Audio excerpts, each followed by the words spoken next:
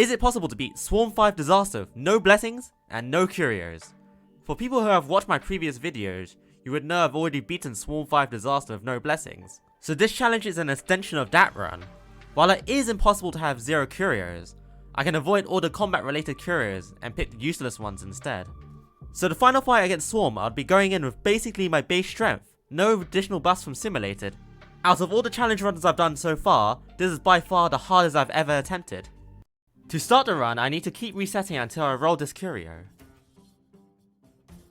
This usually takes about 20 minutes of resetting to do, as I accidentally get a blessing here. To avoid getting any blessings, you usually want to avoid any occurrence domains and do combat domains only. I also want to run into as many mercy domains as possible to buff my outgoing healing. The first plane is really boring and I clear it with no issues. While not necessary, I would prefer the first plane to give me fire weakness. Topaz is just my best single target DPS at the moment. Since I can never get stronger unlike normal simulated runs, fights just turn into a slugfest. Fushuen and Lorcha are both perfectly capable of keeping my team alive against any elites, and I cleared the first plane in about 15 minutes, which is really long. I do get a curio at the end of the first plane, and I pick a useless one for this particular run. Similar to the first plane, most of the second plane is boring, so I'm gonna skip to the second plane boss. You can check out the full run in the description below, but it will be boring, trust me. To make this run even worse, I have to reset the run if I don't get Cocolia, as I automatically lose against every other boss. So I'm gonna explain the strategy and why Cocolia is the best option. So every simulated boss has a condition to gain permanent damage buffs. For Japad it's every time he AoEs. For Kafka it's every time she procs a lightning dot. And for Cocolia it's every time she freezes you. As you can see here, she gains a stack. As you can see here, it's 10% per stack, and it's unremovable. So the strategy here is for Fushuen to use her skill every time it's her turn. Why? Fushuen's skill, with a trace, lets her resist 1 crowd control debuff every time she uses skill. So the strategy is to spam it so Cocolia never freezes us. This strategy goes pretty well until the second phase.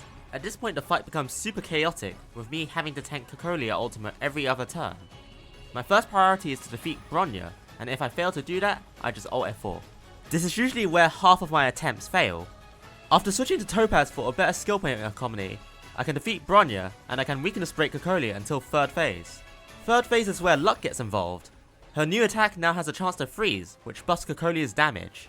The chance of her freezing now is really high, so I just have to pray I can defeat her quickly before she can one-shot me. It took me like 8 Ultra 4s to beat Cocolia, which amounted to like 2 hours. I really need to spend my time better. I actually end up losing Fushuen and barely surviving her onslaught. At this point I've given Fushuen as much defense as possible. In the end I was barely able to defeat Cocolia and move on to the 3rd plane. Luckily again I get a useless curio for this run. I clear through the 3rd plane until the final swarm fight. At this point I know the fight is really tough. Like to the point where soloing with physical MC or Ting Yun with blessings is easier than this run. I'm actually starting to run out of things to solo with. I might do an Arlen solo at this point. Comment below any characters I should solo with. Moving on to the fight, I mentioned earlier simulated bosses have a condition to gain damage buffs. For Swarm it's every time they split up. So my plan is just to go for the true sting and ignore the smaller ones to prevent it gaining damage buffs. The first phase actually takes me 10 minutes. It's really tedious too, to the point where my Topaz ultimate with Silverwolf debuffs only does 5% of its health. This phase isn't even a threat to me, but I can't even stack my Fushuen talent stacks by the time second phase hits. I have to have Fushuen in my party, otherwise my team will get wiped instantly. Hua Hua might be a really good choice here, but I don't have her sadly. Second phase is when the Swarm starts getting his ultimates, which is going to be the run enders. I can only tank these if my Fushuen has about 80% of her health left, otherwise she will die. My Fushuen is constantly put under pressure due to the immense amount of tanking she has to do, with the main issue being the damage over time.